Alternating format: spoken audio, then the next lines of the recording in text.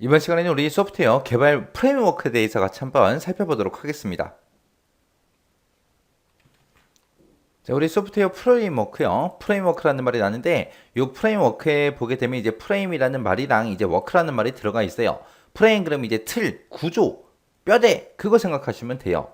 그래서 쉽게 얘기하면 이제 우리 아파트 생각하면 됩니다. 만약에 A라는 아파트에 만약에 30평대 집이 있어요.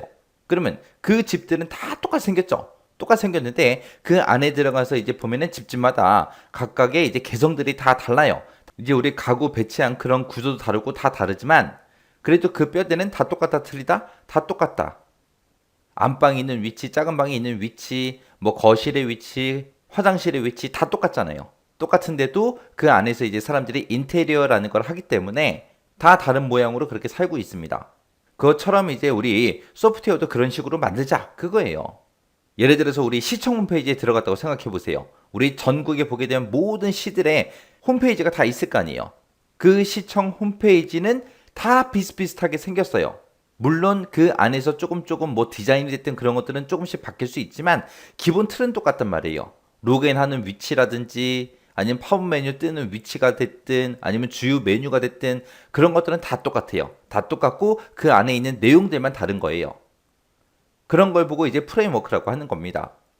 그래서 프레임워크라는 거는 우리 소프트웨어 개발에 공통적으로 사용되는 그런 구성 요소, 아키텍처 이런 것들을 일반화해서 손쉽게 이제 그런 홈페이지가 됐든 프로그램이 됐든 그런 것들을 구현할 수 있게 여러 가지 기능들을 제공해 주는 그런 반제품 형태의 소프트웨어 시스템을 보고 우리가 프레임워크라고 합니다. 만약에 각각의 시에 있는 홈페이지들마다 다 따로따로 알아서 만들어. 그러면은 어떤 시 홈페이지에 들어갔을 때는 또 로그인 화면이 여기 있고 뭐 모양이 다르고 기능이 다르고 뭐 메뉴 구성이 다르고 그래 버리면 사용자들이 엄청나게 헷갈릴 거 아니에요. 그래서 국가에서 시청 만들 때 홈페이지는 이런 걸로 써. 그리고 이제 프레임워크를 딱 정해줍니다. 정해주고 이거를 전부 다 쓰게 만들면 어차피 그 기본 틀은 다 똑같기 때문에 사람들이 헷갈린다 안 헷갈린다? 헷갈리지 않더라. 근데 각 지역마다 이제 뭐 관광지도 다르고 뭐 주요 행사도 다 다르게 하고 하기 때문에 그런 내용적인 면은 다 다를 수 있지만 기본 틀은 다 똑같이 써. 그렇게 해서 만들어 놓은 게 우리 프레임워크요. 근데 그렇게 정해져 있는 그 틀 안에서만 우리가 개발을 해야 돼요. 대신에 이 프레임워크에서 뭘 지원해 주냐? 여러 가지 기능들, 라이브러리, 함수 그런 것들을 이제 제공해 준다고요. 그래서 우리가 좀 더 소프트웨어를 개발할 때 좀 더 편리하게 개발할 수 있게 그런 여러 가지 기능들을 제공해 주기 때문에 우리가 소프트웨어를 개발할 때 이제 프레임워크라는 걸 쓰는 거예요. 그래서 이 프레임워크를 쓰게 되면은 이제 표준화된 그런 개발을 기반으로 하기 때문에 사업자의 이제 종속성이 이제 해소가 됩니다. 그때 이제 프레임워크의 이제 주요 기능이요. 주요 기능이다. 그러면 이제 예외 처리라는 것도 있고요. 트랜잭션 처리라는 게 있고 메모리 공유도 있고 우리 데이터 소스 관리라는 것도 있고 서비스 관리도 있고 쿼리 서비스도 있고요. 로깅 서비스라는 것도 있고 사용자 인증 서비스도 있고 이렇게 여러 가지가 있습니다. 그때 이제 소프트웨어 개발 프레임워크에 보게 되면 여러 가지 종류가 있는데 자, 첫 번째 게 우리 스프링 프레임워크라는 게 있고요. 그 다음에 이제 전자정부 프레임워크라는 게 있고, 닷넷 프레임워크라는 게 있고, 이렇게 세 가지 종류가 있어요. 자, 그럼 이것들이 각각 뭔지 우리 한번 살펴보자고요. 자, 우리 첫 번째 거 이제 스프링 프레임워크요. 스프링 프레임워크는 자바 플랫폼을 위해서 만들어 놓은 오픈소스 경량형 그런 애플리케이션 프레임워크를 보고 우리가 스프링 프레임워크라고 그렇게 불러요. 얘는 이제 동적인 그런 웹사이트를 개발하기 위해서 다양한 서비스를 이제 제공해 주고요. 전자정부 표준 프레임워크의 기반 기술로 우리가 지금 현재 사용하고 있습니다. 그래서 여기서는 자바 플랫폼을 위한 오픈소스 경량형 애플리케이션 프레임워크다. 요 말 잘 기억하셔야 돼요. 그 다음에 이제 전자정부 프레임워크라고 있습니다. 아까 제가 예시를 들 때 각각의 시들마다 이제 홈페이지가 있다 그랬어요. 그 시 홈페이지 받는 걸 보고 얘기하는 거예요. 그래서 대한민국의 공공 부분 정보화 사업할 때 그때 정보 시스템의 구축을 지원하기 위해서 필요한 그런 기능이 됐든 아키텍처가 됐든 그런 것들을 제공해주는 그런 프레임워크를 보고 우리가 전자정보 프레임워크라고 합니다. 그래서 얘는 이제 표준을 정립해놨기 때문에 응용 소프트웨어의 표준화, 그리고 품질, 그리고 재사용의 향상을 목적으로 만들어진 게 우리 전자정보 프레임워크요. 그리고 얘는 이제 오픈소스 기반의 범용화를 이제 이룰 수 있고요. 공개된 그런 기술을 활용하기 때문에 특정 업체의 종속성을 이제 배제하고 사업별 이제 공통 컴포넌트의 중복 개발을 이제 방지할 수 있어요. 그 다음에 이제 단넷 프레임워크라는 거예요.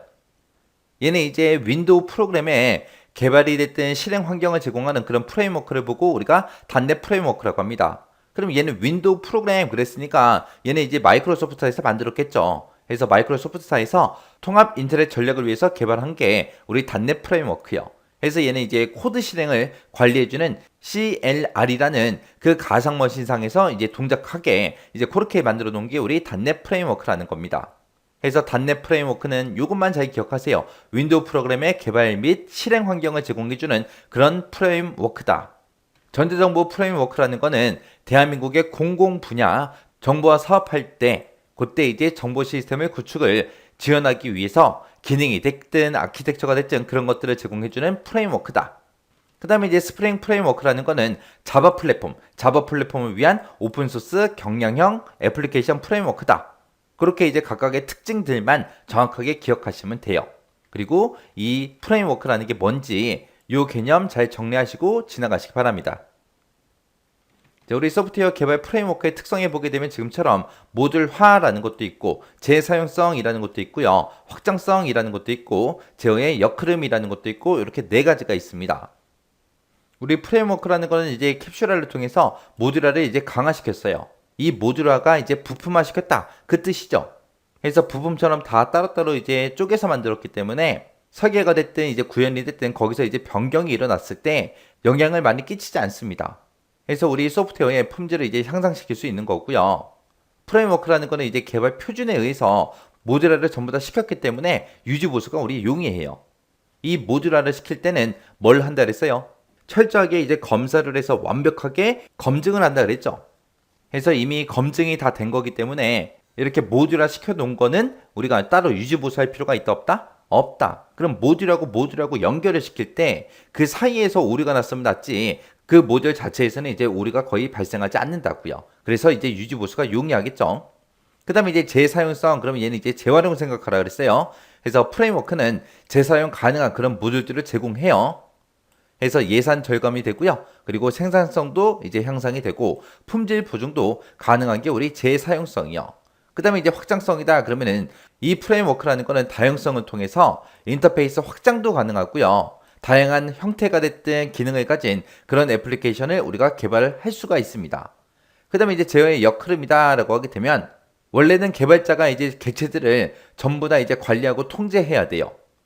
근데 그 객체들에 대한 그 제어를 프레임워크한테 다 넘기는 거예요. 그러면 이제 개발자가 그만큼 할 일이 줄어들겠죠. 그래서 이제 생산성을 향상시킬 수 있다는 겁니다. 자, 이렇게 해서 이제 프레임워크의 특성에 보게 되면 이렇게 네 가지가 있는데 이 네 가지는 정확하게 여러분들 숙지하고 지나가시기 바랍니다.